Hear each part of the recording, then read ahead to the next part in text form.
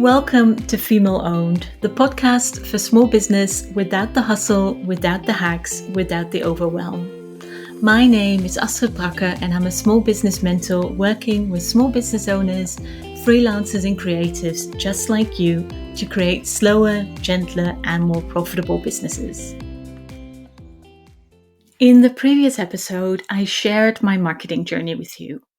I talked about how marketing felt like a necessary evil in the early years of my business and how it just felt like I was flailing. And in spite of following seemingly everyone's advice, my marketing had few results. It just made me feel overwhelmed, burned out, and anxious. In 2021 and 2022, I got so fed up that I switched things around.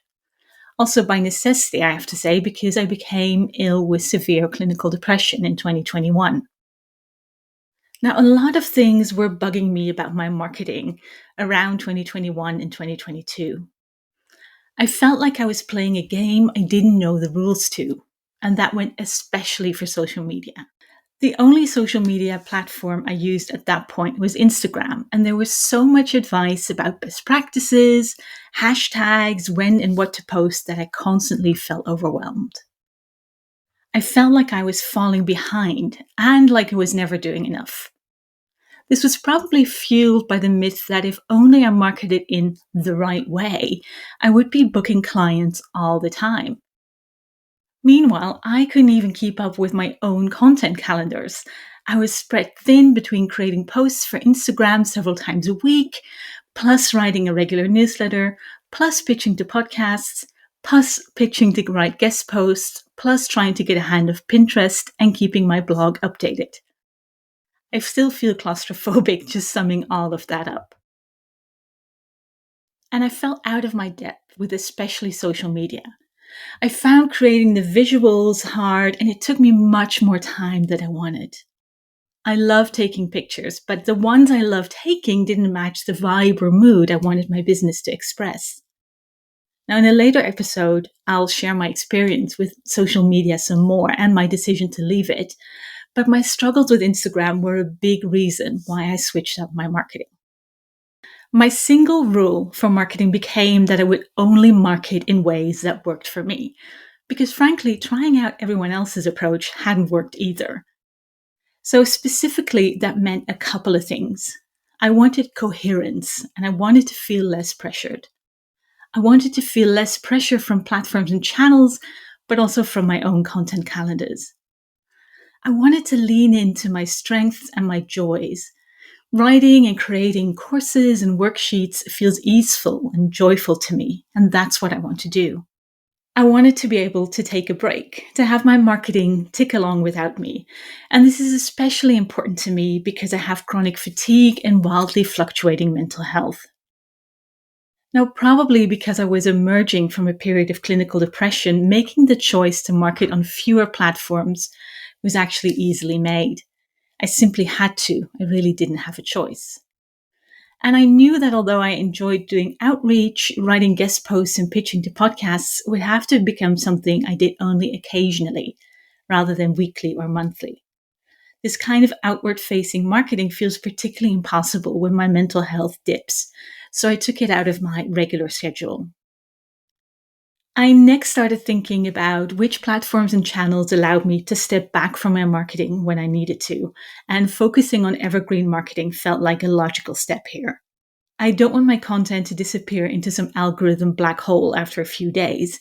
I want people to be able to easily discover my content after weeks and months, even years.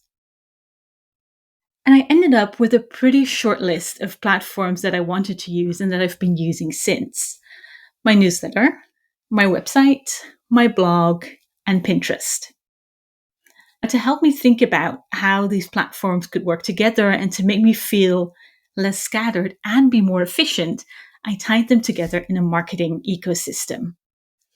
Now, at the heart of my marketing ecosystem is my website. If people were only to learn about me in one place, I want it to be my website because I have most control over it and it feels like my virtual home.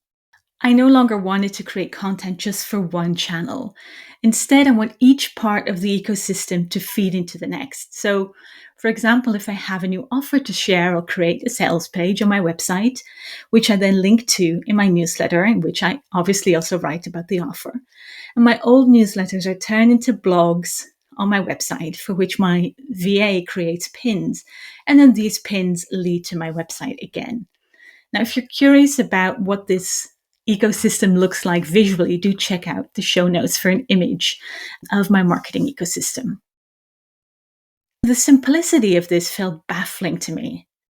Could I really do so little marketing? It felt simple and spacious, even more so once I had the funds to outsource uploading the blogs and creating the pins. But to answer my own question, it turns out that yes, I can do so little. And of course, I don't know what my business would look like if I were still doing all the things I did before. But I do know that I'm now in a place with my business that I dreamed of when I started. I've decreased my hours at my teaching job to just 2 days a week, and I work 3 days in my business. I'm making financial goals that I thought I'd never make, and I'm working with such lovely clients. Now, the ecosystem encompasses my core marketing. And in the next episode, I'll talk some more about minimal marketing and how I've built my system in such a way that I can scale down when I need to and scale up when I want to.